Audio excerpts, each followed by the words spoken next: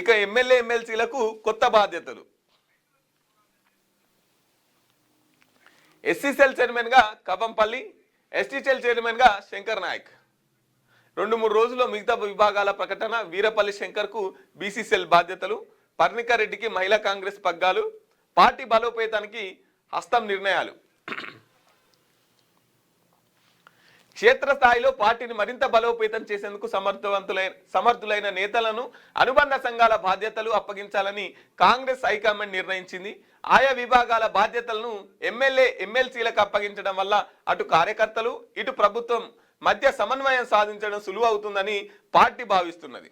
అందులో భాగంగా ఇప్పటికే ఎస్సీ సెల్ చైర్మన్గా Manakondur MLA Kavampalli Satyanarayana, ST cell చైర్మన్గా నల్గొండ జిల్లాకు చెందిన ఎమ్మెల్సీ శంకర్ నాయక్ను నియమించింది. బీసీ సెల్ చైర్మన్గా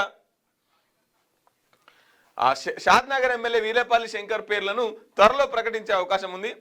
మహిళా కాంగ్రెస్ అధ్యక్షురాలుగా పర్ణికారెడ్డి, నారాయణపేట ఎమ్మెల్యే చిట్టెం పర్ణికారెడ్డి మహిళా కాంగ్రెస్ ప్రెసిడెంట్గా నియమించేందుకు అధిష్టానం గ్రీన్ సిగ్నల్ ఇచ్చినట్టు తెలుస్తున్నది. 2-3 రోజుల్లో అధికారిక ప్రకటన వెలువడుతుందని పార్టీ వర్గాలు వెల్లడించాయని.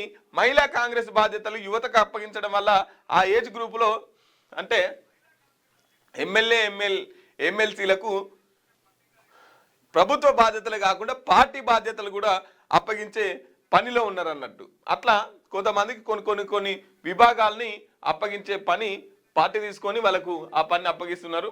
అనుబంధ సంఘాలు వారి చేతుల్లోకేనంట.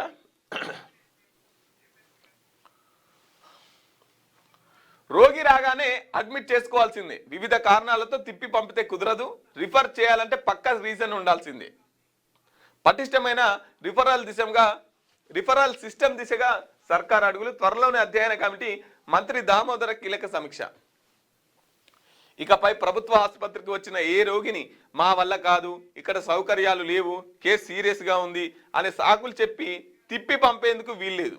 రోగి పరిస్థితి ఏదైనా సరే ఆసుపత్రి గడప తొక్కిన వెంటనే అడ్మిట్ చేసుకోవాల్సింది.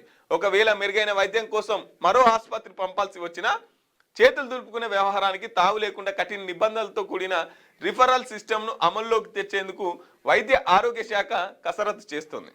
ఇదే విషయంపై రాష్ట్ర వైద్య ఆరోగ్య శాఖ మంత్రి దామోదర్ రాజనరసింహ బుధవారం ఉన్నతాధికారులతో అంతర్వర్గ సమీక్ష నిర్వహించినట్లు తెలిసింది. రైట్. ఇక హాస్పిటల్లోకి పోతే ఏం చేస్తారంటే వాళ్ళు చూడలేక, వాళ్ళు పట్టించుకోలేక ఎవరు చేస్తారు ఇదంతా సాగిరి అని చెప్పేసి, ఈ కేసు చాలా సీరియస్గా ఉంది, నువ్వు వేరే దవాఖానకు పోవాలని చెప్తే వాళ్ళు పరుగున ప్రైవేట్ దవాఖానకు పోతారు. ఇంకోటి ఏంటంటే వీళ్ళే ఈ హాస్పిటల్లనే ఉంటారు.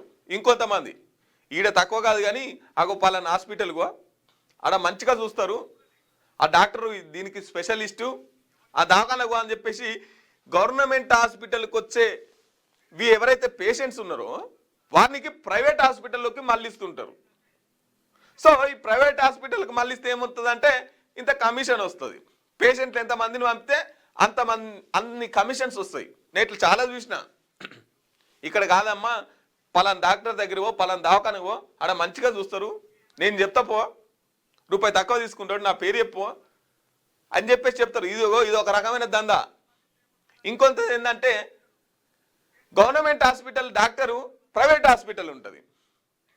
ప్రైవేట్ హాస్పిటల్ పలానా టైంకి అడిగిరా, ఆడుంటా, అప్పుడు చూద్దాం పో, ఈడ సౌకర్యాలు లేవు, ఈడ అటువంటి మిషన్లు లేవు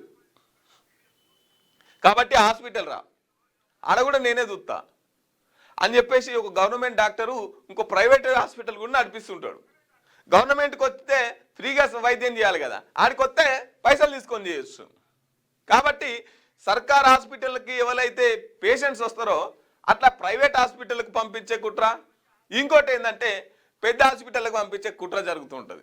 కాబట్టి అట్లా కాదు, ఖచ్చితంగా వాళ్ళు ఏ సమస్యతో అన్నారా అని ఫస్ట్ అడ్మిట్ చేయాల్సిందే అని చెప్పేసి చెప్తున్నారు. ఇవి చాలా కఠినంగా తీసుకోవాల్సిన అంశాలు.